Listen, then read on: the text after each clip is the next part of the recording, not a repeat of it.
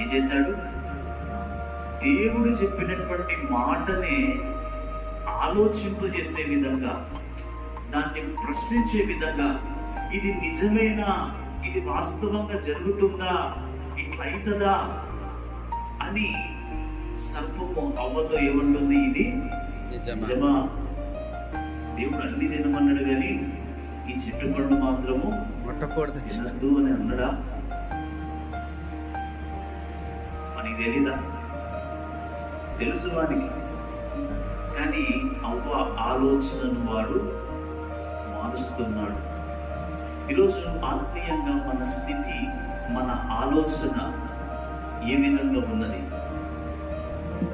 ఒక్కరోజు మందిరానికి రాకపోతే పర్లేదులే అని మనం అడ్జస్ట్ అవుతాం. రెండవ రోజు ఏమైతుంది? వీళ్ళు